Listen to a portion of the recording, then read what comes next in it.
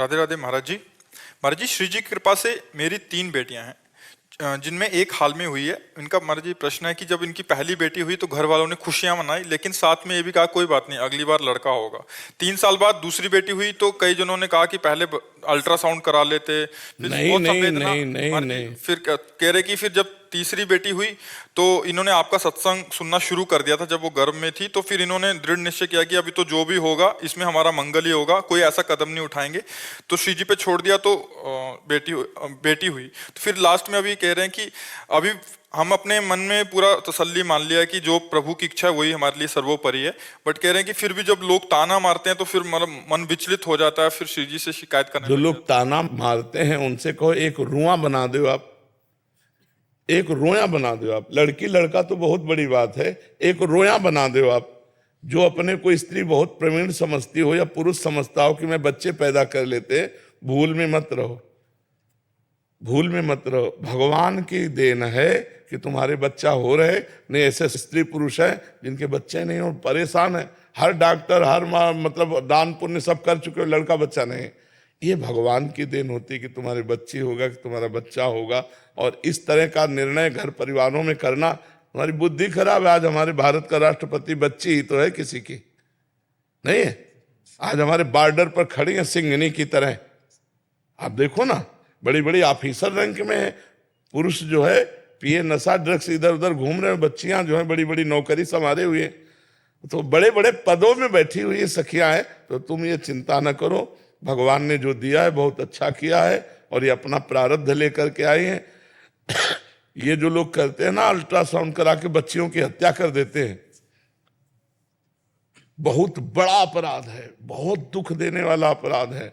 फिर ऐसे लड़का बच्चा पैदा होंगे जो पीटेंगे और घर के बाहर निकाल देंगे, पक्का समझो। क्योंकि तुमने अपने घर के बाहर निकाल दिया ना उनको। घर ही तो है, उधर एक घर है, उसमें बच्चा पल रहा है, बच्चा हो या बच्ची, आप उसको नष्ट करवा दिए। भ्रूण हत्या, गर्भ हत्या है, बहुत बड़ा पाप है, ये नहीं करना चाहिए। संयम से रहो, बच्चों की हत्या कराने की क्या जरूरत है। और बच्ची हो या बच्चा, आजकल तो दोनों के बराबर समानता है। हमें लगता है पिता की प्रॉपर्टी पर बच्चियों का भी अधिकार हो गया है, नहीं हो गया। तो जो बच्चे का अधिकार हो, बच्ची का अधिकार है।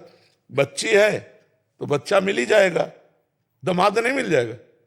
और बच्चा है तो बच्ची मिलेगी, बहू मिल जाएगी। तो परेशानी क्या, जोड़ा तो दोनों में है। जिस घर में लड़की ना हो उस घर को आप देख लो, चाहे जितना सोने का बना हो, बिल्कुल भूत घर जैसा लगता है। और जिस घर में बहू आ जाए ना, तो माटी के भी दीवारें हो तो पोत करके इतना सुंदर बना देते।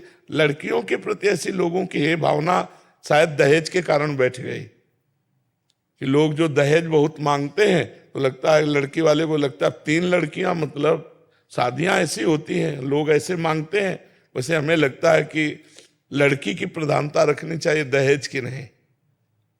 क्योंकि हमें लगता है कि लड़कियां बोझा दहेज के कारण लगी होंगी। क्यों महाराज जी, एक तो दहेज ये बहुत बड़ा कारण है, दूसरा कि बुढ़ापे में मेरी सेवा करेगा। तो दामाद लड़की नहीं करेंगे, दामाद लड़की करते हैं। हमें तो लगता है कि जिनके लड़का है उनकी भी सेवा लड़कियां ही करती हैं। और माता पिता को जब दुख पड़ता है तो बिटिया काम आती है, पक्का समझो। हमको तो लगता है कि लड़कियां लड़कों से ज्यादा हेल्पदायी है। जो माता पिता की हेल्प है वो ज्यादा लड़कियों से होती है। हमने देखा, बहुत जगह देखा कि सास को या ससुर को अगर घर में कष्ट मिलता है तो अपनी बिटिया के यहाँ सुखपूर्वक रह पाता है। तो लड़कों का, अगर लड़का हो रहा है तो जय जय भगवान की, और बिटिया हो रहा तो जय जय भगवान की। उसमें लड़का बिटिया का भेद न रखो, बिल्कुल नहीं। नहीं तो अगर कन्या हत्या कर दी ना तो बहुत ही नरक की प्राप्ति होगी। एक तो भ्रूण हत्या, दूसरे देवी कन्या। कन्या की हत्या बहुत तुरंत आयु नष्ट हो जाती है, उन माता पिता की दुर्गति होती है।